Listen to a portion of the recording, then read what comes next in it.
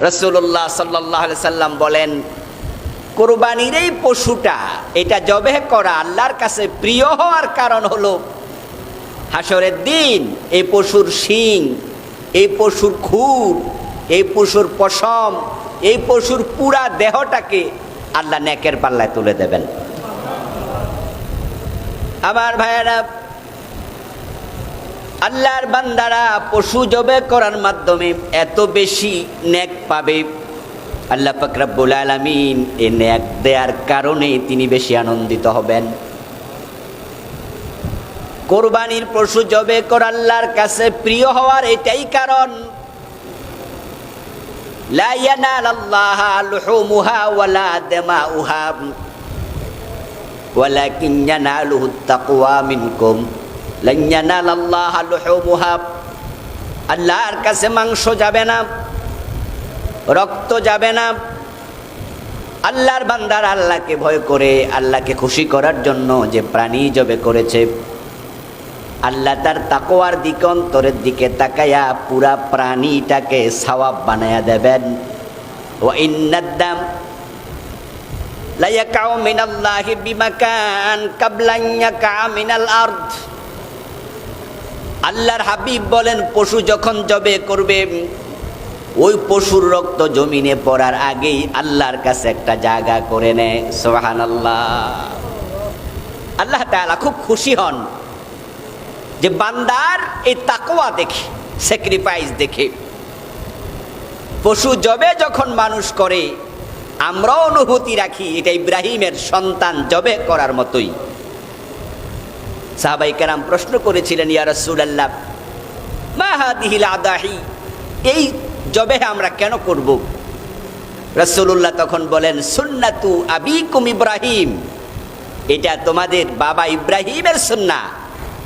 তিনি তার সন্তান জবে করতে উদ্যত হয়েছিলেন, এটা তোমরা করছো। মা লানা ফিহা, সাহাবী প্রশ্ন করলেন, এটা করলে আমাদের কি লাভ হবে? আমরা তো এমনি তো বাজার থেকে গোশত কিনে খেতে পারি, কিন্তু এটার মাঝে এক্সট্রা কি লাভ, অতিরিক্ত কি লাভ? রাসূলুল্লাহ জবাব দেন, বিকুল্লি শাওরাতিন হাসানা, যে পশু তোমরা জবে করবে এর প্রতিটি নেক, প্রতিটি পশমের বিনিময়ে আল্লাহ নেকি লিখে দেবেন। সুবহানাল্লাহ। শুধু আল্লাহ তাআলা নেকিয়ে দেন না, হযরত ফাতেমাতুজ জাহরা রাদিয়াল্লাহু তাআলা আনহাকে লক্ষ্য করে বিশ্বনবী বলছেন, ইয়া ফাতেমাতু কুমি ইলা উদহিয়াতিক ওয়াশহাদিহা ফাইন্না লাকা বিকুল্লি কাতরাতিন তাকতুরু মিনাদ-দাম আন ইয়াগফিরা লাকা আন ইউগফারা লাকা মা সালাফা মিন যুনুবিক। ও ফাতেমা, যখন তুমি প্রাণী জবে করবে, কুরবান দেবে, তখন তুমি কুরবানির প্রাণীর কাছে গিয়ে দাঁড়াও। ওয়াশহাদিহা, এবং সেটার দিকে খেয়াল করো। যখন জবে করা হবে তার রক্তের ফোঁটাগুলো যখন জমিনে পড়বে, প্রতিটা ফোঁটার বিনিময়ে আল্লাহ তোমার আমলনামার গুনাহগুলো মাফ করতে শুরু করে দেবেন। সুবহানাল্লাহ। বিকুল্লি কাতরাতিন তাকতুরু মিনহাদ-দাম, ওই প্রাণী থেকে প্রতিটা ফোঁটা রক্ত আইয়ুগফারা লাকা মা সালাফা মিন যুনুবিক, তোমার যে গুনাহ ছিল একটা ফোঁটা পড়বে, একটা গুনাহ মাফ হয়ে যাবে। সুবহানাল্লাহ। তাহলে এই কুরবানির পশু জবে করার মাধ্যমে আমাদের সওয়াব হবে প্রতি পশমের বিনিময়ে, গুনাহ মাফ হবে প্রতি ফোঁটা রক্তের বিনিময়ে। ওই প্রাণীর হাড়, মাংস, তার শিং, তার খুর সহ আমল নামায় আল্লাহ সওয়াব বানিয়ে তুলে দেবেন। সুবহানাল্লাহ। অনেক ফজিলত এ কুরবানির সাথে জড়িত। রাসূলুল্লাহ সাল্লাল্লাহু আলাইহি ওয়াসাল্লাম মদিনায় 10 বছর অবস্থান করেছেন এবং তিনি 10 বছরই কুরবান দিয়েছিলেন। আমরা সকলে কম বেশি জানি যে বিশ্বনবীর পরিবারে এমন দিনও গেছে যেদিনে চুলার হাঁড়িতে কোনো পাক ওঠেনি। একাধারে এমনও 2 দিন 3 দিন অতিবাহিত হয়েছে তারা পানি এবং খেজুর ছাড়া জবের রুটিও খেতে পাননি। রাসূল সাল্লাল্লাহু আলাইহি সাল্লামের কাছে মেহমান এসেছিল, মেহমানকে খাওয়াতে পারেননি, মেহমান অন্যের বাড়িতে পাঠিয়ে দিতে হয়েছে, এমন ঘটনাও ঘটেছে। 2 দিন উপাস ছিলেন, 3 দিন ছিলেন, এমন ঘটনা অ্যাভেলেবেল ঘটত। তাহলে বিশ্বনবী খুব সচ্ছল ছিলেন এমন কিন্তু নয়, উনার কাছে আসতো, উনি দিয়ে দিতেন। কিন্তু কুরবান উনি পরিত্যাগ করেন নাই। এতে বোঝা যায় কৃপণতা করে কুরবান পরিত্যাগ করা মানে নিজেকে ঠকানো। আপনি বিশাল ফজিলত থেকে বঞ্চিত হবেন। এই জন্য যাদের পক্ষে সম্ভব কুরবান দেয়া উচিত। এই সুন্নাহ বিশ্বনবী কখনো পরিত্যাগ করেন নাই। এই জন্য আমরা এই কাজটি করব ইনশাআল্লাহ। আলহামদুলিল্লাহ, আমাদের দেশে কোরবান করার উৎসাহ উদ্দীপনা অন্য ইবাদতের তুলনায় একটু বেশি। আমরা এটাকে অ্যাপ্রিসিয়েট করছি। মানুষ যখন কোনো ভালো কাজ করবে, ওই ভালো কাজে খুঁত ধরা ভালো না। নিশ্চয় আমরা তার সাথে বলবো, এই যে কুরবান আমরা করছি, এর সাথে সাথে আমাদের অন্যান্য ইবাদতের প্রতিও মনোযোগী হওয়া দরকার। অন্য ইবাদতে মনোযোগী কম, তাই বলে কি কোরবানও কমায় দেয়া দরকার না। কোরবানের প্রতি আগ্রহ আছে, এটা থাকুক। কিন্তু আবার কিছু লোক কোরবান দেওয়ার সামর্থ্য রাখে, দেয় না, এমন ঘটনাও আছে। আমি নিজেও জানি, আমার পরিচিত সার্কেলের মাঝে আছে, মাসে 50,000 1 লাখ টাকা খরচ করে কিন্তু কোরবান দেয় না। তাহলে বোঝা গেল যে বড় গুরুত্বপূর্ণ ফজিলতের কোরবান থেকেও দূরে থাকছে এমন কিছু হতভাগাও আছে। আবার অতি উৎসাহী সুদের উপরে টাকা নিয়ে কোরবান দেয় এমন ঘটনাও আছে। দুটাই সমানভাবে পরিত্যাজ্য। আপনার সামর্থ্য আছে, দেবেন না, এটা যেমন পরিত্যাজ্য।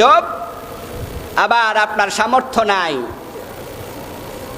আরে ভাই একসময় সামর্থ্য ছিল, করোনার কারণে ব্যবসার অবস্থা খুবই খারাপ, লসে পড়ে গেছে। এই 1.5-2 বছর হয়ে গেল করোনা, প্রতি মাসে 20-30 হাজার টাকা শুধু শুধু দোকান ভাড়া দিচ্ছে, 1 টাকা ইনকাম নাই, বিদ্যুৎ বিলটাও ওঠে না। তাহলে 1 বছরে কত লাখ টাকা চলে গেছে। এই লোক যদি মনে করে জীবনে কখনো কোরবান দেই নাই, এমন হয় নাই, এবারও দেব না, এটা কেমনে হয়, ঋণ করে সুদের উপরে এনে দেব, এটা কি ঠিক হবে? এটা ইবাদত, এটাকে ট্র্যাডিশন মনে করা যাবে না। এটা আপনার পারিবারিক ঐতিহ্য নয়, এটা আল্লাহর নির্দেশ। আমরা যদি ইসলামকে ইসলামের জায়গায় রেখে বুঝতাম, তাহলে ইসলাম আমাদের জন্য সহজ হতো। আদ-দীন ইউসরুন ওয়ালা উসরুন, ইয়াসসিরু ওয়ালা তুআসসিরু, বাশশিরু ওয়ালা তুনাফফিরু। আসলে ইসলাম হলো একটি সহজাত সহজ ধর্ম। এটাকে কঠিন করা হয়েছে। কিছু কিছু ক্ষেত্রে আল্লাহ ছাড় দেয়, মোল্লা ছাড় দেয় না। কথা বোঝেন? মানে আল্লাহ ছাড় দিছে, হুজুররা ছাড় দেয় না। আমরা এমনভাবে শরীয়তকে উপস্থাপন করছি, আমরা নফলকে ফরজ বানাইয়া দিছি, আবার অনেক ফরজকে আমরা নফলের জায়গায় নিয়ে গেছি। ইসলাম আসলে তা নয়। মাথায় টুপি নাই, এই কারণে নামাজ পড়ে নাই, এমন ঘটনাও আছে। এই নামাজে আসো, কোনো টুপি নাই তো, এর মানে নামাজটা তার কাছে হালকা, টুপিটা তার কাছে খুব ইম্পর্টেন্ট। এই হচ্ছে ইসলাম অনেকের কাছে। আপনার সামর্থ্য ছিল, আপনি কোরবান দিয়েছেন, আলহামদুলিল্লাহ। এবছর সামর্থ্য না, এবার দেবেন না, কিন্তু আপনি সুদের উপরে টাকা আনছেন কেন? সুদ খাওয়া কি জায়েজ না হারাম? কোরবানটা আপনার জন্য ওয়াজিব ছিল না নফল ছিল, না দিলে কোনো গুনাহ হতো না, আর আপনি নফল করতে হারাম কাজে লিপ্ত হয়েছে। আবার সামর্থ্য থাকার পরেও বিভিন্ন ছুতা দেখে কোরবান থেকে দূরে আছেন। আমরা প্রান্তিকতা বর্জন করতে চাই, আমরা মুতাদিল হতে চাই, আমরা মাঝখানে থাকতে চাই। আল্লাহ আমাদের যাদের সামর্থ্য দিয়েছেন, আমি গত জুমায় বলেছি, সামর্থ্য মানে হলো আপনার মৌলিক চাহিদা পূর্ণ করার পরে জিলহাজের 10, 11, 12, অন্য অন্য মাসলাক বলেন 13, 4 দিন কোরবান করা যায়। হানাফি মাযহাব বলছে 3 দিন, তবে 10 তারিখে করা উত্তম। 11 তারিখও করা যাবে, 12 তারিখও করা যাবে, দিনেও করা যাবে, রাতেও করা যাবে। আলোর স্বল্পতা থাকলে মাকরু, বিদ্যুৎ থাকলে রাতেও জায়েজ। 13 তারিখও করা যাবে আসর পর্যন্ত। হানাফি মাযহাব ব্যতীত বাকি সব মাযহাব বলছে 13 তারিখও চলবে। এই 4 দিন বা এই 3 দিন আপনার মৌলিক চাহিদা পূর্ণ করার পরে যদি কোরবানির একটা ছাগল কেনার মতো সামর্থ্য থাকে, এটার নামই সচ্ছলতা। যার অতটুকু থাকবে সে করবেন। আপনি যদি এই ঈদুল আজহার 14 তারিখে 15 তারিখে 15 মণ ওজনের গরুও জবেহ করেন, আমল নামায় উঠবে না। আর যদি এই 3-4 দিনের ভিতরে আপনি আল্লাহর উদ্দেশ্যে একটা ছোট্ট বকরিও জবাই করেন, পুরাটা আল্লাহ নেকের পাল্লায় তুলে দেবে। সুবহানাল্লাহ। ফামান জাহাদা ফাইন্নামা ইউজাহিদু লিনাফসি। তাহলে আপনি যে স্যাক্রিফাইসটা করলেন, এটা কি আল্লাহর জন্য, আল্লাহর লাভ না আপনার লাভ? আপনার নিজের লাভ। আল্লাহ সন্তুষ্টির জন্য করেছেন, লাভটা আপনার। এখন এই কোরবানির সাথে সংশ্লিষ্ট কিছু মাসাইল আছে যেগুলো আমাদের জানা উচিত। এখন কোরবানির পশু যখন আমরা ক্রয় করতে যাব, তখন কোরবানির পশু এবার আমরা পত্রপত্রিকায় খবরে দেখতে পাচ্ছি যে ইন্টারনেটে অনলাইনে কেনা যায়। আলহামদুলিল্লাহ, ইসলাম বিজ্ঞানের সাথে সংঘর্ষ তৈরি করে না। বিজ্ঞানের উৎকর্ষতা যদি সাধিত হয়, দিন বুঝা আরো সহজ হবে। কারণ কোরআনের মাঝেও বিজ্ঞান আছে না নাই? ইয়াসিন ওয়াল কোরআনিল হাকিম। আল্লাহ তাআলা কোরআনকে বিজ্ঞানময় কিতাব বলে কসম করেছে। তো আজকে অনলাইনের আবিষ্কার হয়েছে, আলহামদুলিল্লাহ, ভালো। অনলাইনে কিনতে ইসলাম আপত্তি করেনি। বিজ্ঞানের যথাযথ ব্যবহার ইসলাম পছন্দ করবে, কিন্তু অনলাইনে কিনতে গেলে শরীয়তের মাসাইল যেন কোনোভাবে হেরফের হয়ে না যায়, সেটা খেয়াল রাখা লাগবে। রাসূলুল্লাহ সাল্লাল্লাহু আলাইহি ওয়াসাল্লাম কোরবানির পশু কেনার ক্ষেত্রে কিছু ক্রাইটেরিয়া দিয়েছেন। যেমন একটা ক্রাইটেরিয়া হলো বয়স। আল্লাহর হাবিব সাল্লাল্লাহু আলাইহি ওয়াসাল্লাম বলেছেন, লা তাজবাহু ইল্লা মুসিন্নাহ, তোমরা কোরবানির জন্য মুসিন্না ব্যতীত জবেহ করো না। সানাতুন, সানাতুন থেকে, সানাতুন মানে কি? বয়স। বয়স দেখে জবাই করো। এখন এই বয়সটা অনলাইনে থাকা লাগবে। যে প্রাণীটা আপনি কিনছেন সেখানে উল্লেখ আছে কিনা আপনি দেখবেন। মোটা তাজা দেখলে কিনবেন না, কারণ রাসূল বলছে বয়স ছাড়া জবেহ করো না। ওটের ক্ষেত্রে বয়স 5 বছর কমপক্ষে, গরুর ক্ষেত্রে কমপক্ষে 2 বছর, ছাগলের ক্ষেত্রে কমপক্ষে 1 বছর। ইল্লা আন ইয়াসুরা আলাইকুম ফাযবাহু জাযআ। শুধুমাত্র দুম্বার ক্ষেত্রে বলা হয়েছে, যদি 1 বছর বয়সী দুম্বা না পাও, মোটা তাজা হয়েছে 1 বছরের মতো, তাহলে 6 মাস হলেও চলবে। কিসের ক্ষেত্রে? এটাকে আবার বেড়ার ক্ষেত্রে লাগানো যাবে না, ছাগলের ক্ষেত্রে লাগানো যাবে না। বেড়া হলো 1 বছর, ছাগল হলেও 1 বছর। দুম্বা যদি হয় তাহলে 6 মাসও হতে পারে, তবে এটা হলো যদি না পাও। তাহলে না পাওয়া শব্দটা বাদ দিলে আমরা বলবো ছাগলের ক্ষেত্রে, দুম্বার ক্ষেত্রে, বেড়ার ক্ষেত্রেও কয় বছর? 1 বছর। এই বয়সটা আপনাদের জানতে হবে।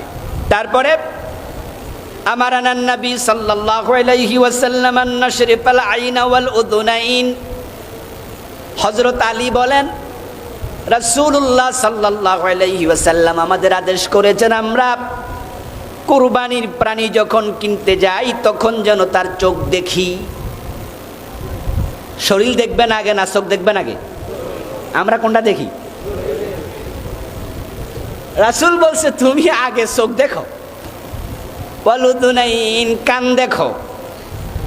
ওয়ালা নুদাহি, আমরা যেন কুরবান না করি। বিআউরা, অন্ধ। ওয়ালা মুকাবালা, কানের এক পাশ কাটা। ওয়ালা মুদাবারা, কানের শেষ অংশ কাটা। ওয়ালা খারকা, পুরা কান কাটা। ওয়ালা শারকা, কান ছিদ্র করা। এই প্রাণী যেন আমরা জবে না করি। তাহলে অন্ধ যদি হয় জবে করা যাবে না। কানের আগা কাটা, জবে হবে না। এক পাশ কাটা, জবে হবে না। ছিদ্র করা, জবে করবে না। পুরা কান কাটা, জবে করা যাবে না। ওয়ালাল মুস্তাসালাব, শিং গোড়া থেকে উপরানো, গোড়া সহ উপরে গেছে, একবারে মূল সহ, শিং একটা নাই বা দুটা নাই, এ প্রাণী জবে করা যাবে না। ওয়ালাল মুসাইয়্যাহ, খুব দুর্বল, হাঁটতে চলতে পারে না, এমন প্রাণী জবে করা যাবে না। ওয়ালাল কাসরা, এবং পা ভাঙ্গা খোঁড়া ল্যাংরা প্রাণী জবে করা যাবে না। তাহলে আমরা পেলাম কান কাটা যাবে না, কানা অন্ধ জবে করা যাবে না, শিং ভাঙ্গা জবে করা যাবে না, খুব দুর্বল জবে করা যাবে না। এরপরে এমন শুকনা, লা তানকা, মনে হয় যেন হাড্ডির ভিতরে যে মজ্জা আছে এটাও নাই, একবারে শুকনা হয়ে গেছে, এটাও জবে করা যাবে না। তো আল্লাহর হাবিব সাল্লাল্লাহু আলাইহি সাল্লাম প্রাণী দেখার ক্ষেত্রে বৈশিষ্ট্যগুলো দেখতে বলছেন। আমরা বয়সটাকে গুরুত্ব দেব এবং আমরা যখন প্রাণী কিনতে যাব এই বিষয়গুলো আমরা দেখব। এখন বয়স 2 বছর হলো কিনা সেটা বুঝবেন কিভাবে? এটা অভিজ্ঞতার ব্যাপার।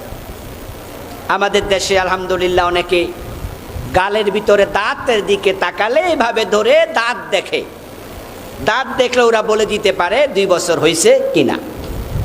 অভিজ্ঞ ব্যক্তি সাথে নেবেন, অথবা আপনারা যারা কিনবেন মালিককে জিজ্ঞাসা করবেন। মালিক যদি বলে যে হ্যাঁ 2 বছর হয়েছে, গরুর দিকে তাকানোর পরে মনে হয় যে কথাটা মিলে, তাহলে আপনি বিশ্বাস করতে আপত্তি নাই।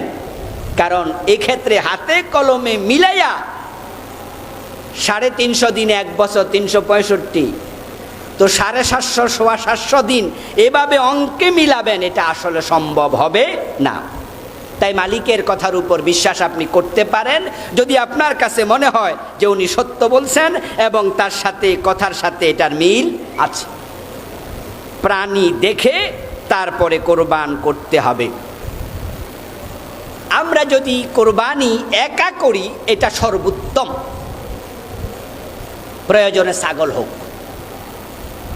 এটার মাঝে শরীক থাকে না বিদায়, এখানে হালাল হারামের সংমিশ্রণ হওয়ার সম্ভাবনাও থাকে না। শরীক থাকে না বিদায় নিয়তের সম্পৃক্ততা থাকে না। আপনার নিয়ত একটা, ওনার নিয়ত আরেকটা। এই ইলতিবাসের কারণে কোরবানি কবুল হওয়ার মাঝে একটা কনফিউশন তৈরি হয়। এই জন্য যথাসম্ভব আমাদের উচিত হলো একা কোরবান দেয়া। তবে আমাদের দেশে একা কোরবান দেওয়ার প্রবণতার চেয়েও শরীকে দেওয়ার প্রবণতা বেশি। ইসলামে এটা জায়েজও আছে। রাসূলুল্লাহ সাল্লাল্লাহু আলাইহি সাল্লামের সাহাবারা শরীকে কোরবান দিয়েছেন, এমন ঘটনা অ্যাভেলেবেল ছিল। হযরত জাবের রাদিয়াল্লাহু তাআলা আনহু বলেন, নাহারনা মা রাসূলিল্লাহ সাল্লাল্লাহু আলাইহি ওয়াসাল্লাম বিল হুদাইবিয়া আল বুদনাতান সাবআতিন ওয়াল বাকারাতান সাবআ। হযরত জাবের বলেন, রাসূল সাল্লাল্লাহু আলাইহি ওয়াসাল্লামের সাথে আমরা হুদাইবিয়াতে যে বছর আমরা উমরা করতে পারি নাই, আমাদেরকে ফিরিয়ে দেয়া হয়েছিল। আমরা তখন উমরার নহর করেছিলাম, একটা গাবি গরুর পক্ষ থেকে 7 জন, একটা ওটের পক্ষ থেকে 7 জন।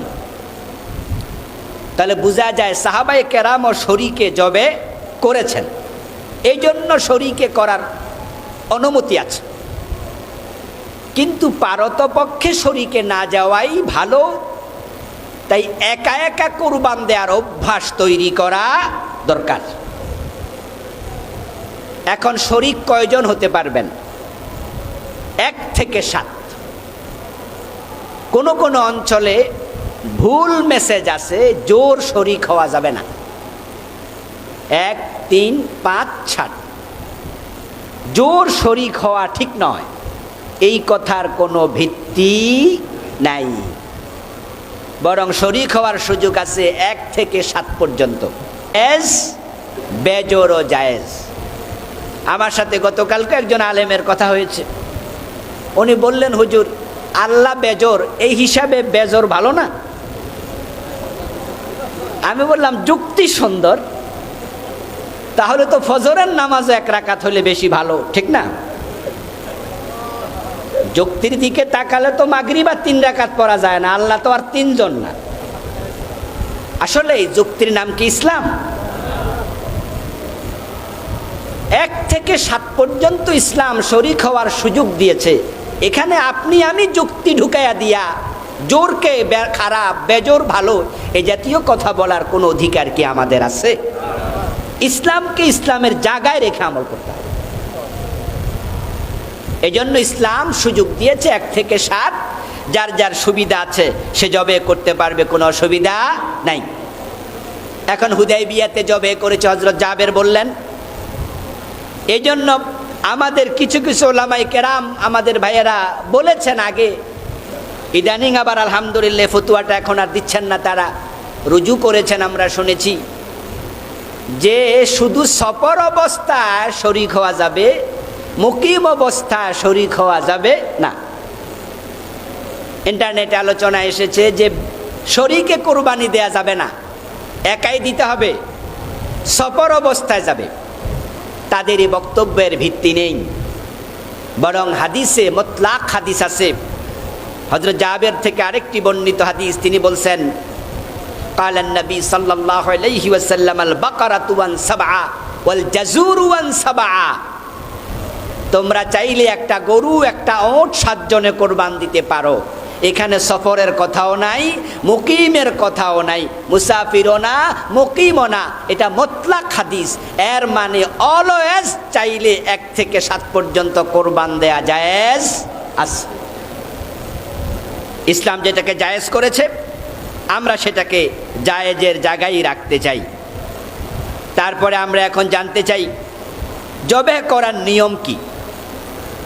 আমাদের দেশে জবে করার নিয়ম হলো ইমাম সাহেব যাওয়া লাগবে, আর না হয় ছুরি ধারায়া খাড়াই থাকো।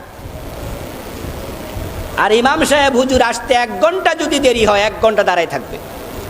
হুজুরকে দিয়ে কোরবান করাতে হবে।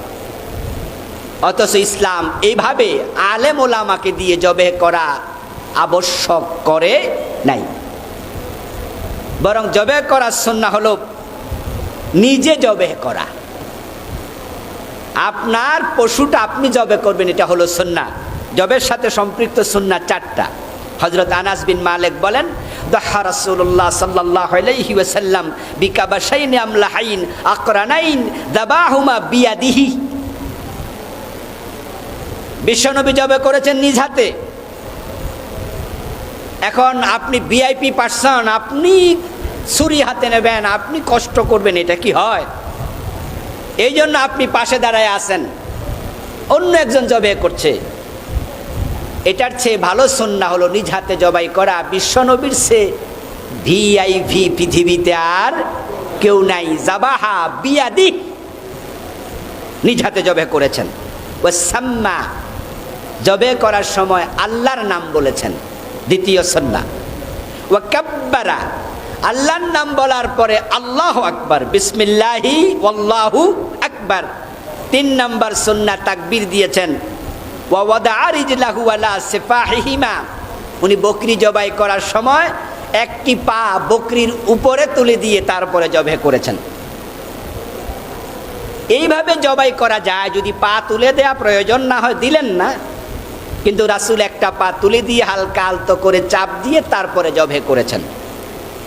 তাহলে জবে করার সময় আপনি ধারালো ছুরি নেবেন, এটা অন্য হাদিসে পাওয়া যায় ফাহসিনুজ যাবহা, ইযা যাবাহতুম ফাহসিনুজ যাবহা, যখন তোমরা জবেহ করবে সর্বোত্তম ইহসান করে জবেহ করো। ইসলাম বড় ইহসানের ধর্ম। এই জন্য যেই প্রাণী জবেহ করছো সেই প্রাণীটাকেও কষ্ট দিও না, ইহসান করো। কিন্তু বড় পরিতাপ, কোরবানির পশু ট্রাকে তোলার সময় অত্যাচার শুরু হয়, মরার পরেও অত্যাচার চলে,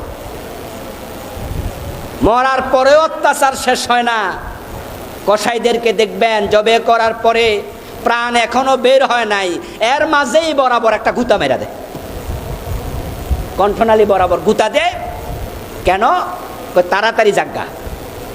ওই গুতার সাথে সাথে জবে হওয়া প্রাণীটা দেখবেন তার হাত পা এইভাবে চমকে ওঠে,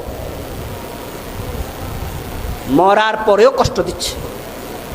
তারপরে প্রাণ বের হওয়ার আগেই ছোলা শুরু, হাতগুলো কেটে দেয়। হাতগুলো কেটে দিলে কি হয়? তাড়াতাড়ি মরে যাক, উনি তো আরেকটা জবে করা লাগবে। আর শোয়ানোর সময় তো অনেকে আছে এত জোরে শোয়ায় যে পশু তখনই আহত হয়। তারপরে কি হয়েছে? এমন জায়গায় শুয়ে গেছে যেখানে গর্তটা নাই, রক্ত পড়ার জন্য গর্ত করছে, তো গর্ত বরাবর শোয় নাই, তাই পায়ে দৌড়া এমন টান মারে চামড়া ছিল্লা যায়। ট্রাকে তোলার সময় কষ্ট দেয়। ট্রাকে জায়গা হবে 8টা, তুলছে 12টা। এইভাবে প্রাণীকে তুলতে কষ্ট, নামাতে কষ্ট, জবে কষ্ট, জবে করার পরে কষ্ট। অথচ বিশ্বনবী বলছেন এটা করো না, ইযা যাবাহতুম ফাহসিনুজ যাবাহা, তোমরা ইহসান করো, দয়া করো, মায়া করো।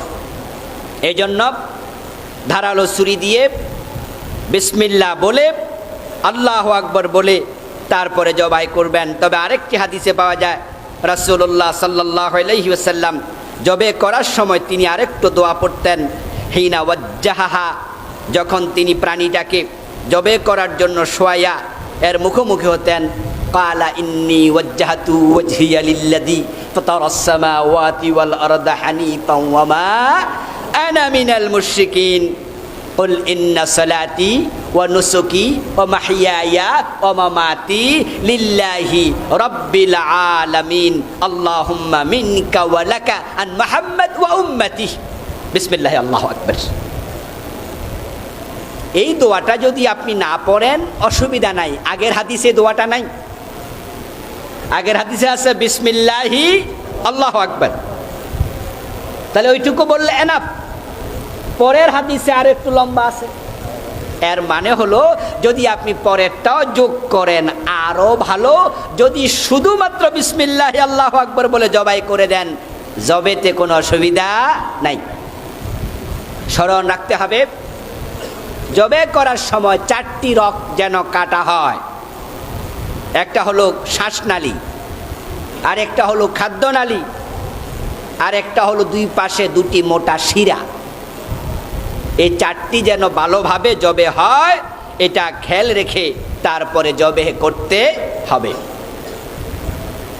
এই পন্থায় যদি আপনি নিজেরটা নিজে জবাই করেন তাহলেও তো রাসূলের প্রকৃত সুন্নাহটা আদায় হলো।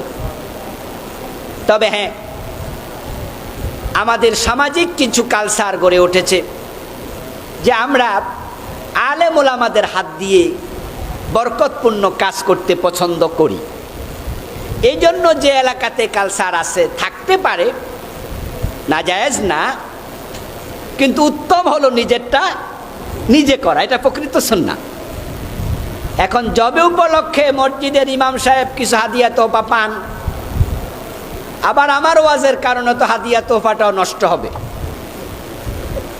এই জন্য এটাও যেন না হয়, বরং যে এলাকাতে এই সিস্টেম চালু আছে বছরে 1-2 ওলামায়ে কেরাম ওনারা কিছু হাদিয়া তোফা পান, এটা আপনারা দেন, অসুবিধা নাই। আমাদের মসজিদে দেন, আমি এটা বলছি না, কারণ যেহেতু ইন্টারনেটের কারণে এগুলো ভিডিওগুলো বিভিন্ন জায়গায় যাচ্ছে। যে এলাকায় কালচার আছে থাকুক। আরে আমার এলাকায় যখন আমি আমার বাড়িতে যখন জবে করি আমারটা আমি করি, কিন্তু করার পরে আমি হুজুরের হাদিয়াটা পাঠাই দিই। কারণ আমার এলাকায় আমি দেখেছি যে মসজিদে ঘোষণা করে দেয়া হয় যে যারা ছাগল জবাই করবেন হুজুরকে 100 টাকা দিয়েন, যারা গরু জবাই করবেন তারা কমপক্ষে 200 দিয়েন, 300 500 যা পারেন দিয়েন। এই উপলক্ষে হুজুরের 2-3 হাজার টাকা একটু ইনকাম হয়, এটা ভালো।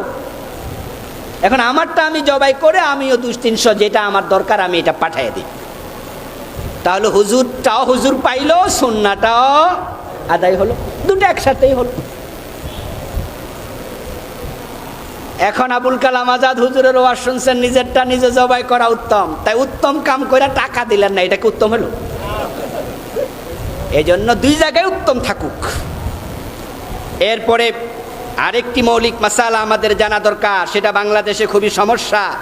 সেটা হলো আমরা আকিকার জন্য অপেক্ষা করি কোরবানির সাথে মিলিয়ে দেব,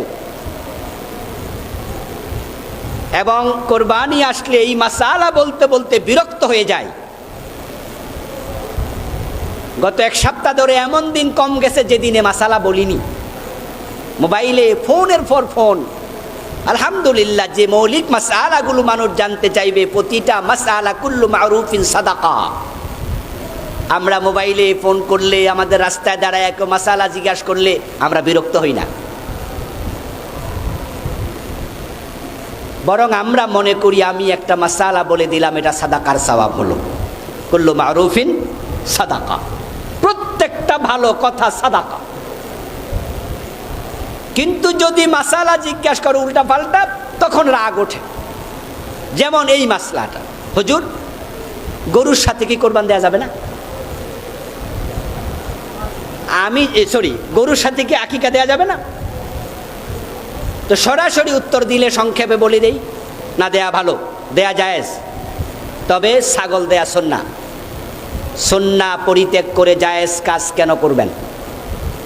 আর হাতে সময় থাকলে জিজ্ঞাসা করি, ভাই রাসূলুল্লাহ বলেছেন আনিল গোলামে শাতান ও আনিল জারিয়াতে শাতুন, ছেলে হলে 2টা বকরি দাও, মেয়ে হলে 1টা বকরি দাও, আকিকার ক্ষেত্রে এটাই সুন্নাহ।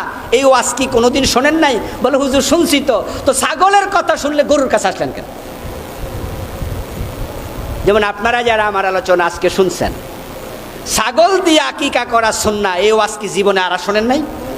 সবাই শুনছেন, তো গরুর ভিতর আসেন কেন? হুজুর এটা নাকি জায়েজ। আচ্ছা বলুন তো, সুন্নাহ ভালো না জায়েজ ভালো? তা আপনি জায়েজ আসছেন কেন?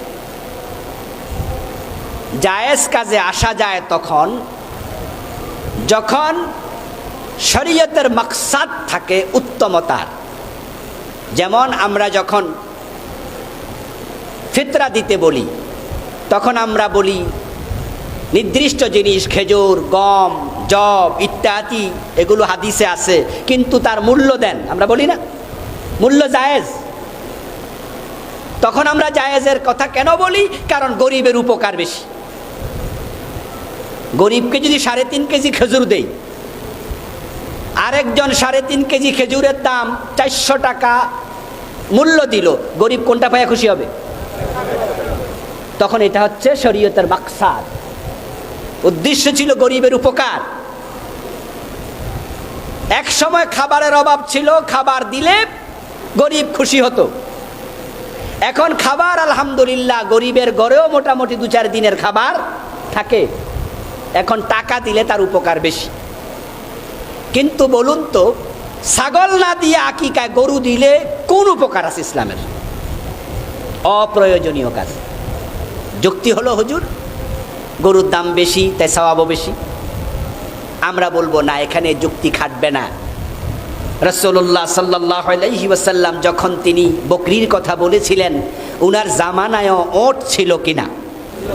ওট কি গরুর চেয়ে ছোট না আরো বড়? ওট আকিকা দেওয়ার মতো সামর্থ্য ছিল এমন 2-4 জন সাহাবীও আছে না নাই? তো রাসূল তো বলতে পারতেন যারা একটু সামর্থ্য বেশি ওট দিও। তিনি বলেন আনিল গোলামে শাতান মুকাফিআতান ওয়া আনিল জারিয়াতে শাতুন, ছেলে হলে 2টা বকরি দাও, মেয়ে হলে 1টা দাও। তো রাসূল বকরির কথা বললেন, এর কারণ হচ্ছে এটাই সুন্নাহ, তিনি এটাই বলেছেন, আমরা এটাই মানব। আপনি যুক্তি খাটায় ওটের কাছে যাইয়েন না, গরুর কাছে যাইয়েন না। সিলেবাসের প্রশ্ন, সিলেবাসের উত্তর। ক্লাস 10-এ পড়ুয়া ছাত্রকে প্রশ্ন করলো লিখক, প্রশ্নকারী আমাদের জাতীয় সঙ্গীত লিখে দাও। সে গণে দেখলো জাতীয় সঙ্গীত হলো 12-13 লাইন, আর জাতীয় সঙ্গীত না লিখে বিদ্রোহী কবিতা লিখে দিল, এটা 150 লাইন। নাম্বার বেশি পাবে না? শব্দ তো খুব শক্ত শক্ত, বলো বীর বলো উন্নতম মশির, আবার 120 লাইন, নাম্বার পাবে তো? কারণ প্রশ্নকারী তোমার কাছে বিদ্রোহী কবিতা চায় নাই। এখানে বেশি জ্ঞান খাটাইতে যাইও না, বেশি শিক্ষিত পরিচয় দিও না। প্রশ্ন যা, উত্তর হবে তা। আমরা কিছু কিছু ক্ষেত্রে অতি পাণ্ডিত্য করতে গিয়ে এই কাজটা করে বসছি। ফুকাহে কেরামের কেউ কেউ বলেছেন গরুতে শরীক হওয়া জায়েজ। উনারা কোন দৃষ্টিতে জায়েজ বলেছেন আল্লাহু আলাম, তাদের প্রতি শ্রদ্ধা রেখে আমরা বলতে চাই, সুন্নাহ আমল করার সুযোগ থাকতে জায়েজের কাছে যাওয়া দরকার নাই। এই জায়েজ জায়েজ জায়েজ জায়েজ শুনতে শুনতে আকিকা নামক সুন্নাহটাই মরে গেছে। আকিকা কি কুরবানের দিন না জন্মের 7ম দিন? ইউযবাহু আনহু ইয়াওমাস সাবি ওয়া ইউসাম্মা ওয়া ইউহলাক। রাসূলুল্লাহ সাল্লাল্লাহু আলাইহি ওয়াসাল্লাম 3টা সুন্নাহর কথা বললেন। শিশুর জন্মের 7ম দিবসে আকিকা করো, 7ম দিবসে তার নাম রাখো, 7ম দিবসে তার মাথার চুল মুন্ডন করো। 2টা সুন্নাহ এখানে একসাথে, আকিকা বকরির সুন্নাহ সাথে সাথে 7ম দিবসের সুন্নাহ। তা আপনি যদি কুরবানির গরুর সাথে দেন, বকরির সুন্নাহ মিস, 7ম দিবসের সুন্নাহ মিস। তো ইবাদত করবেন, সুন্নাহর ধার ধারবেন না। ইসলাম তো মন মতো চলতে পারে না। এজন্য আমরা বলবো যারা আকিকা দেবেন 7ম দিনে দেবেন, বকরি দিয়ে দেবেন। হ্যাঁ, যদি কোনো বাচ্চার জন্মের 7ম দিন কুরবানের দিন হয়। আমার প্রথম বাচ্চা যখন জন্ম নেয় 7ম দিন কোরবানির দিন ছিল, আর টাকা পয়সা আমার কাছে খুব বেশি ছিল না। তখন গরুর ভিতর আমিও ঢুকাই দিছি, কারণ জায়েজ তো আছে, টাকা তো নাই, কম আছে। তাহলে গরুর ভিতরে ঢুকাই দিলে বাবার কান্দের উপর দিয়ে চলে যাবে। কিন্তু পরবর্তীতে যখন আমার আলহামদুলিল্লাহ আল্লাহ আবার টাকা পয়সা দিয়েছে, আমি তার আকিকা আবার দিয়েছি। যদিও কাজা করা জরুরি ছিল না, মনের ইতমিনান কম ছিল, তাই আমি আবার দিয়ে দিলাম। তা আপনাদেরকে আমি উৎসাহিত করছি যে দিবসের সুন্নাহ পরিত্যাগ করার কোনো প্রয়োজন নাই। যদি জন্মের 7ম দিন কোরবান হয়, ওদিন আকিকাও দেবেন, কোরবানও দেবেন, কোনো অসুবিধা নাই। কিন্তু শুধু শুধু কোরবানের জন্য অপেক্ষা করা যাবে না।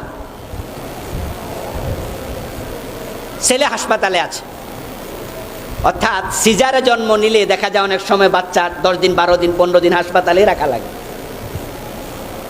ওই অবস্থায় বাবারা আর আকিকা দেয় না। কেন দেয় না? হুজুর বাচ্চাই তো হাসপাতালে, বাচ্চার মা হাসপাতালে। আচ্ছা বলুন তো, যদি বাচ্চা হাসপাতালে থাকে আপনি বাড়িতে আকিকা দেন, আকিকা কি ঠেকে থাকবো? মানে ফাও ফাও জন। আকিকার মাংস খাবে কে হুজুর? আমি তো হাসপাতালে, জবাই করবে কে? আচ্ছা, আকিকা যদি আপনি বাড়িতে না দিয়া এটা এতিমখানায় দিয়ে দিতেন, অসুবিধা ছিল?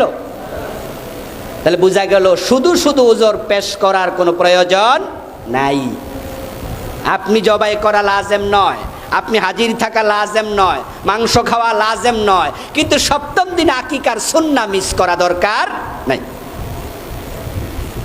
এরপরে আমরা আরেকটি মাসালা বলতে চাই, মৃত ব্যক্তির কোরবানি।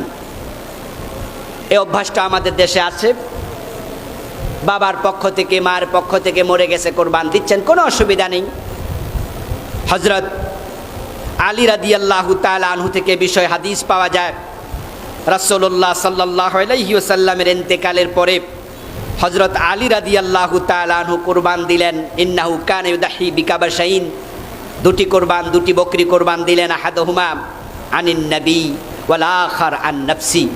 একটা বিশ্ব নবীর পক্ষ থেকে জবাই করছেন, হে আল্লাহ এটা নবী মুহাম্মাদের পক্ষ থেকে তোমার উদ্দেশ্যে জবাই করলাম, এটা আলীর পক্ষ থেকে জবাই করলাম। কেউ একজন প্রশ্ন করলো, আপনি এটা কেন করছেন? রাসূল তো নাই। ফাকালা আমারানি বিহি ইয়ানি নবী সাল্লাল্লাহু আলাইহি ওয়াসাল্লাম ফালা আদাউহু আবাদা। হযরত আলী বলেন, বিশ্বনবী আমাকে আদেশ করেছিলেন আমার উনার ইন্তেকালের পরে যেন আমি উনার পক্ষ থেকে জবাই করি, তাই এটা আমি পরিত্যাগ করব না। তিরমিজির হাদিস 1574 নাম্বার। তাহলে এই হাদিসের আলোকে বোঝা যায় মৃত ব্যক্তির পক্ষ থেকেও কোরবান করা জায়েজ আছে। এই হাদিস বর্ণনার পর ইমাম তিরমিজি আবার কি বলেন? কাদ রাখাসা বাদু আহলিল ইলম আন ইউদাহিয়া আনিল মাইয়্যিত। এই হাদিসের আলোকে একদল আলেম বলেন মাইয়্যিতের পক্ষ থেকে জবে করা যাবে, কিন্তু ওয়ালাম ইয়ারা বাদুহুম আন ইউদাহিয়া আনহু। আরেক দল বলেন আলেম মৃতর পক্ষ থেকে কোরবান করা যাবে না। ওয়াকালা ইবনুল মুবারক, বিখ্যাত মুহাদ্দিস আব্দুল্লাহ ইবনে মুবারক বলছেন, ওয়ালা ইউদাহা আনহু, কোরবান না করাই ভালো। বাল আহাব্বু ইলাইয়া আন ইউতাসাদ্দাকা আনহু, আমার কাছে ভালো মনে হয় মৃতর পক্ষ থেকে গরিব গোরাবাকে সাদাকা করা। ওয়াইন, তবে হ্যাঁ, দহা, যদি কোনো ব্যক্তি জবাই করে মৃতের পক্ষ থেকে, ফালা ইয়াকুল মিনহা শাইআ, তাহলে গরিবের যে ভাগ ওই ভাগের মাংসটা সে খাবে না। ওয়াতাসাদ্দাক বিহা কুল্লাহা, বরং সে মৃতের পক্ষ থেকে যে অংশটা এটা পুরাটাই গরিবকে সাদাকা করে দেবে। তাহলে আপনারা যারা মরা বাবার পক্ষ থেকে মরা মায়ের পক্ষ থেকে কোরবান করছেন ওই অংশটুকু সাদাকা করে দেয়াই উত্তম। এখানে স্মরণ রাখা উচিত যে কোরবান করলেন বাবার পক্ষ থেকে, বাবা মরে গেছে কিন্তু নিজেরটা করেন নাই, অথচ কোরবান ওয়াজিব কি মরা বাবার উপরে না আপনার উপরে? তাহলে মরা বাবারটা নফল, আপনারটা ওয়াজিব। তো বাবারটা করে আপনি মনে করবেন না করছি তো না, উনারটা না করলে কোনো অসুবিধা ছিল না, কিন্তু আপনারটা পরিত্যাগ করলে অসুবিধা আছে না নাই? ওয়াজিব তরককারী হয়ে গেলেন। এই জন্য নিজেরটাকে প্রাধান্য দিতে হবে, নিজের কোরবানি দেবেন, এটা হলো সবচেয়ে ইম্পর্টেন্ট। আরেকটি মাসআলা হলো চামড়া বিক্রি করা যাবে কিনা। আমরা ইতোমধ্যে দুই একজন আলেমের বক্তৃতা ইন্টারনেটে শুনেছি যে যদি কোরবান করার পরে চামড়া বিক্রি করে কোরবানি বাতিল হবে। তার পক্ষে তিনি দলিল দিয়েছেন হাদিস। রাসূলুল্লাহ সাল্লাল্লাহু আলাইহি ওয়াসাল্লাম বলছেন, মান বা জালদাতা উযহিয়াতিহি ফালা উযহিয়াতা লাহু। মুস্তাদরাক হাকিম ওই হাদিসের কিতাবের 2য় খণ্ডের 422 নম্বর পৃষ্ঠা হাদিসটি আসছে, যে ব্যক্তি কোরবানির পশুর চামড়া বিক্রি করলো তার কোরবান হলো না। এই হাদিসকে সামনে এনে উনি বলছেন পশুর চামড়া সরাসরি গিফট করো, দিয়ে দাও, তুমি বিক্রি করে যাই টাকা দিও না। আমরা উনার সাথে একটু দ্বিমত করছি। ইন্টারনেটের কারণে আলোচনাগুলো আপনাদের সামনে এসে যাবে, হাতে হাতে মোবাইল, যার কারণে প্রশ্ন তৈরি হলে সলিউশন দরকার। ইমাম আহমদ ইবনে হাম্বল বলেন,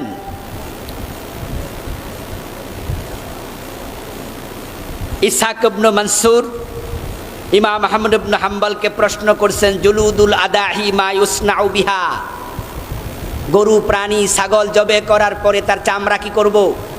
কালা ইউনতাফাউ বিহা, উনি জবাব দিলেন তুমি চাইলে এটাকে ব্যবহার করতে পারো,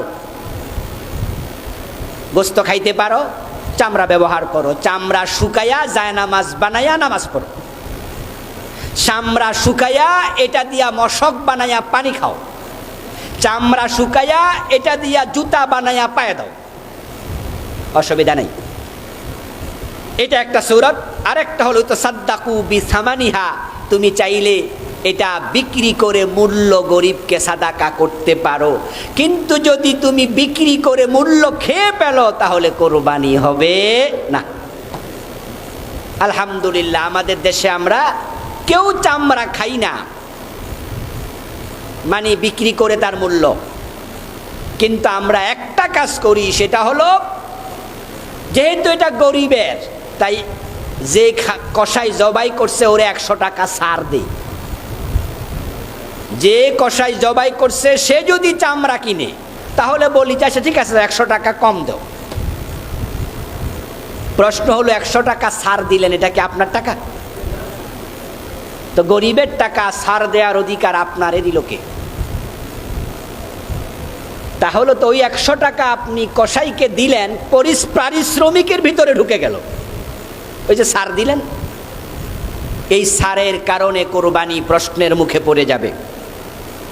এই জন্য বিক্রি করার ক্ষেত্রে গরিবের আমানত মাথায় রেখে বিক্রি করতে হবে। কসাইকে এই ক্ষেত্রে কোনো ছাড় দেয়া যাবে না, মাথায় রেখে করবেন।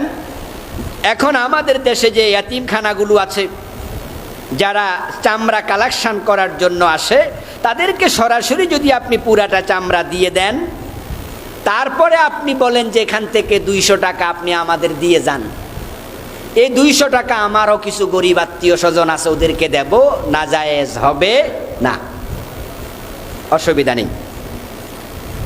প্রাণী গাভীর পেটে বাচ্চা হয়ে যায়, এটাকে জানিন বলা হয়। এখন এই বাচ্চার হুকুম কি? গাভীর পেটে বাচ্চা হলে ওই গাভীর মাংস খেতে শরীয়তে কোনো বাধা নাই। বাচ্চার ব্যাপারে বিশ্বনবীকে প্রশ্ন করা হয়েছিল, আল্লাহর হাবিব জবাব দিয়েছেন, যখন গাভীর পেটে বাচ্চা হবে, ওই বাচ্চা যদি মৃত অবস্থায় পাও জবাই করা লাগবে না। ফাইন্না যাকাতা উম্মিহা যাকাতুহা, তার মায়ের জবে তার জবে হিসাবে গণ্য হবে। পেটে মরা বাচ্চা পেয়েছো, মরাই তো পাবেন, কারণ মাকে যখন জবাই করে দে বাচ্চা জীবিত থাকার সম্ভাবনা কম, মরে যাবে। ওই মরে গেছে কেন? মাকে জবাই করার কারণে। রাসূল বলেন মায়ের জবে বাচ্চার জবে হিসাবে গণ্য হয়ে যাবে।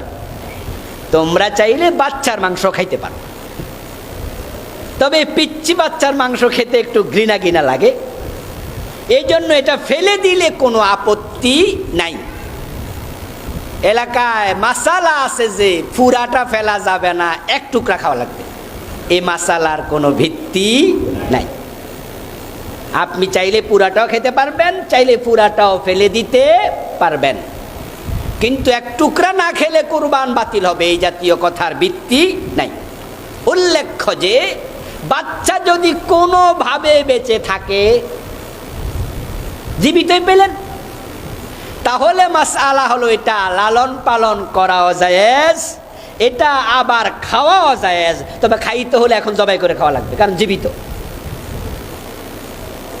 মৃত পাওয়া গেলে মায়ের জবে তার জবে, জীবিত পাওয়া গেলে তাকে জবে করতে হবে।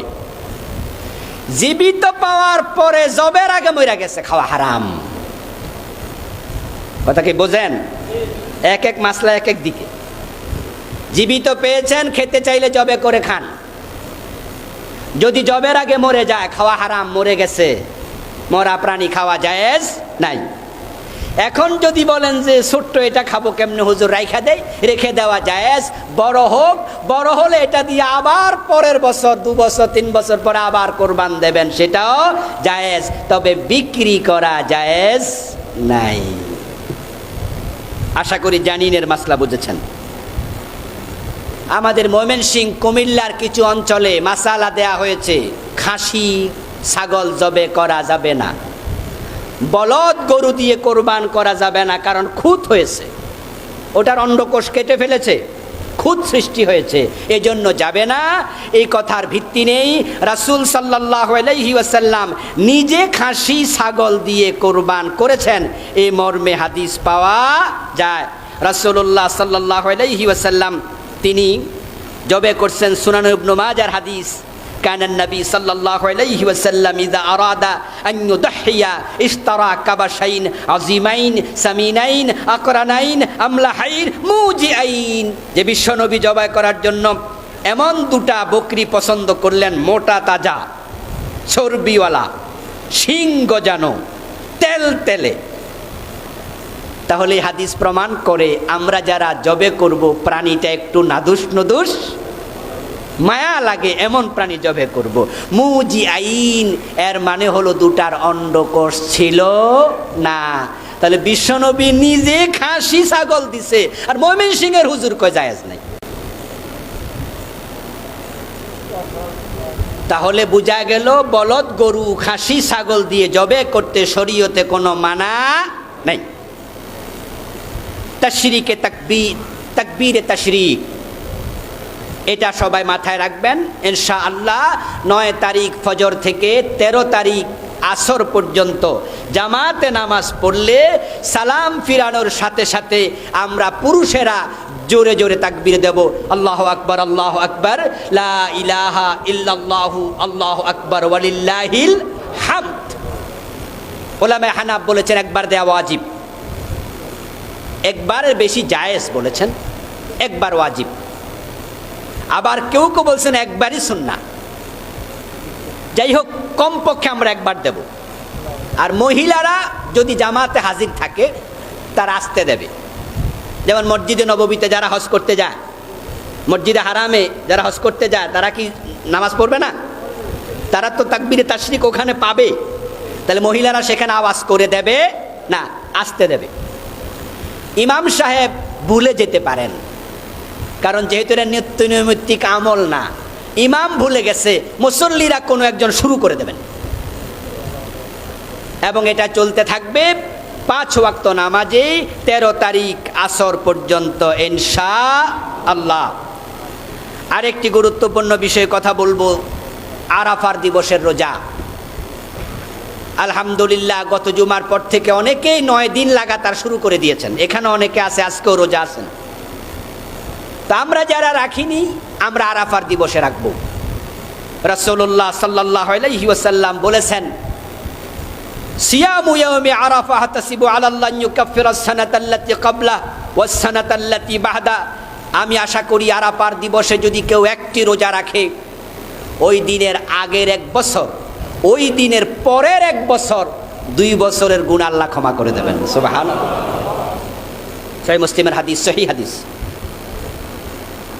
মুহাদ্দিসগণ বলেন সাগায়ের, এই 2 বছরের যত সগীরা আছে সব মাফ হবে যদি তাওবার মানসিকতা থাকে, কবিরা গুনাহ মাফ হয়ে যাবে।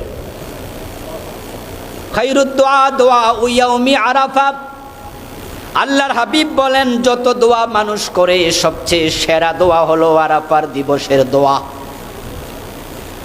ইযা কানা ইয়াউমু আরাফা, যখন আরাফার দিন আসে, ফাইন্নাল্লাহ ইয়ানজিলু ইলাস সামাইদ দুনিয়া, আল্লাহ তাআলা দুনিয়ার আকাশে অবতীর্ণ হন। ফায়ুবাহি বিহিমুল মালাইকা ফায়াকুলু উনজুরু ইলা ইবাদি ইয়াতাউনি শাসান গাবরান দাজ্জিনা মিন কুল্লি ফাজ্জিন আমিক।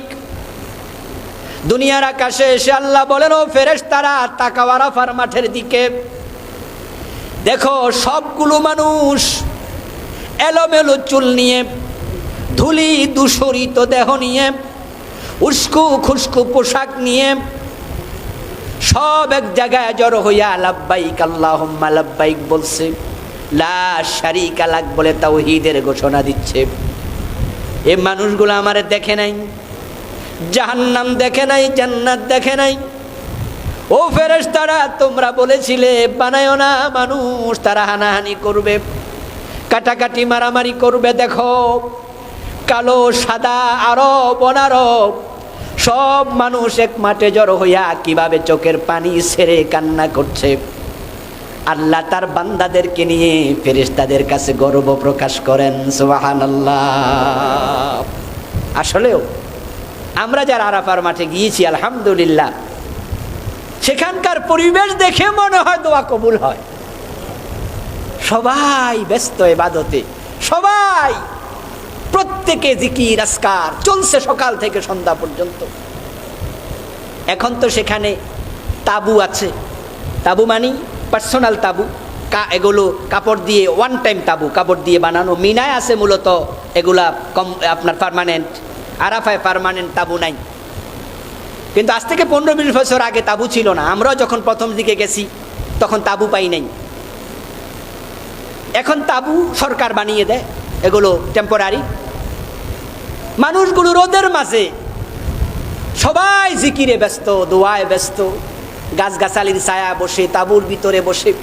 আল্লাহ বলে তাকাও তাকাও কিভাবে কান্না করছে। ও সিদুকুম কাদ গাফারতু লাহুম, ও ফেরেশতারা তোমাদেরকে আমি সাক্ষী রেখে বলছি তাদের ক্ষমা করে দিলাম। রাসূলুল্লাহ সাল্লাল্লাহু আলাইহি সাল্লাম বলছেন মা মিন ইয়াউম আকসার আন ইউতিকাল্লাহ ফীহি আবদাম মিন নার মিন ইয়াউমি আরাফা। সহিহ মুসলিমের হাদিস। আল্লাহ এই দিন যত ক্ষমা করে জাহান্নাম থেকে মুক্তি দেয়, এত মুক্তি কোনো মানুষকে অন্য দিন দেয় না। আল্লাহর হাবিব বলছেন আল হাজ্জু ইয়াউমা আরাফা, এই আরাফাই হলো হজের দিন। মা রুইয়া শায়তান ইয়াওমান ফীহি আসগার ওয়ালা আহকার ওয়ালা আদহার ওয়ালা আগিয়াস মিনহু মিন ইয়াউমি আরাফা। শয়তানকে বিশ্বনবী বলেন এত লাঞ্ছিত, এত অপমানিত, এত মন খারাপ, এত অপদস্থ, এত হতাশ আর কোনোদিন দেখা যায় না আরাফার দিনের তুলনায়। কারণ লিমা রাআ মিন তানাজ্জুলির রাহমা, শয়তান দেখতে পায় আল্লাহর রহমত সাগরের পানির মতো চলছে, অবারিতভাবে বর্ষিত হচ্ছে মানুষের দিকে বৃষ্টির পানির মতো। ওয়াতাজাবুজিল্লা আনিজ যুনুবিল ইজাম, শয়তান চায় অমক অমক অমককে ক্ষমা যেন করা না হয়, কিন্তু সে বড় গুনাহ করাইছিল, সে ভেবেছে সে সফল হয়ে গেছে, ক্ষমা পাবে না। কিন্তু আরাফার দিন আল্লাহ ওই বড় গুনাহওয়ালারও ক্ষমা করে দেয়। এই জন্য আরাফার মাঠে যেতে পারা এটা সৌভাগ্যের ব্যাপার। আরে আহা বড় কষ্ট। গত 2 বছর ধরে আরাফার মাঠে মানুষ কম, এবারও কম। আল্লাহর কত বান্দা আফসোস করে আমাদের কাছে হুজুর হস্ত ফরজ হয়ে আস, কি করব? বলি এই অবস্থায় মারা গেলে আল্লাহ ক্ষমা করবে। কারণ হজ করার জন্য মানিস্তাতা ইলাইহি সাবিলা, শর্ত হলো টাকা হলে চলবে না, আল্লাহর ঘরে পৌঁছার সক্ষমতাও থাকা লাগবে। তো রাস্তা তো সরকার বন্ধ করছে, আল্লাহ আপনাকে পাকড়াও করবে না। কিন্তু মনে বড় আকুতি, আল্লাহ তাআলা তার ঘর থেকে আমাদেরকে দূরে সরাইয়া রাখছে। হেড অফিস, কেন্দ্রীয় অফিসে তালা দিয়া দিছে, ঢুকিস না, আসিস না। আল্লাহ খুব খুশি হতেন মানুষকে দেখে, কিন্তু তিনি যখন তাকিয়ে দেখে এই হাজিরাই জালেম, যারা লাব্বাইক বলতে যাবে তারা হারাম টাকায় হজ করছে, যারা লাব্বাইক বলতে যাবে তারা পরের জমি দখল করছে, যারা লাব্বাইক বলে বলে হাজি হইয়া সেখানে যাবে তারা এই মানুষকে বিনা দোষে ফাঁসিতে ঝুলাচ্ছে, মানুষকে কষ্ট দিচ্ছে, হক নষ্ট করছে। আল্লাহ কয় তোর মতো লোক আমার ঘরে আসা দরকার নেই। হেড অফিস বন্ধ করে দিচ্ছে। এই জন্যই করোনা থেকে মুক্তির জন্য আমি গত জুমায় বলেছি, আজকে আবার বলছি, মুক্তি পেতে হলে তাওবার বিকল্প নাই। ছোট হতে হবে, শাটডাউন, লকডাউন এটাই এনাফ নয়, হেড ডাউন করতে হবে।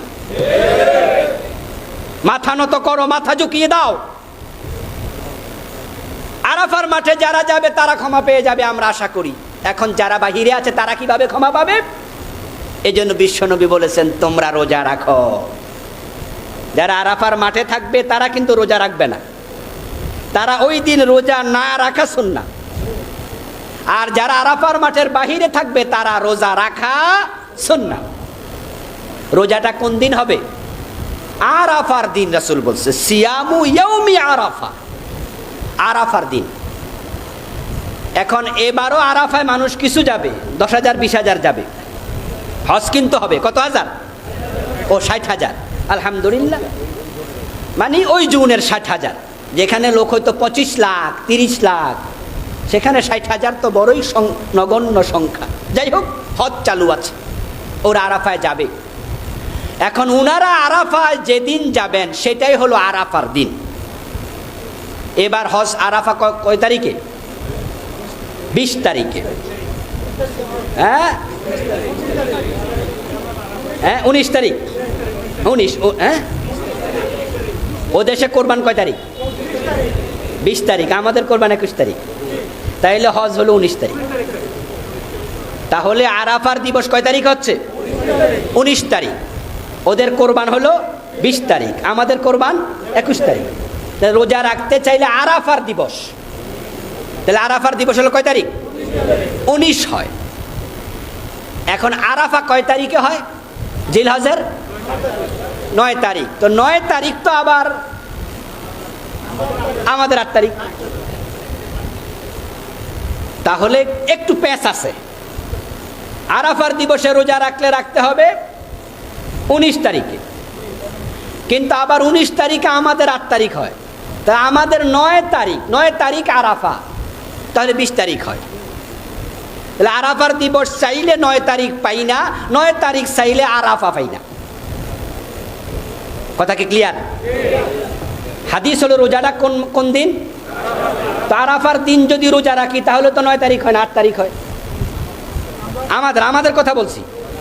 আরাফার দিবসে রোজা রাখবো। সৌদি আরবে আরাফা হচ্ছে, সাউদিয়া টেলিভিশন দেখাবে, আরাফার মাঠে লোকেরা আছে। এখন আমি বলি 9 তারিখে রাখবো, পরের দিন, তো পরের দিনকে আরাফা আছে, তাহলে আরাফার দিবস পাইলাম না। আবার আরাফা জিলহজের কয় তারিখ? তা আমাদের দেশে যেদিন জিলহজের 9 তারিখ, ওই দিন তো আবার আরাফা হইল না। এখন কি করবেন?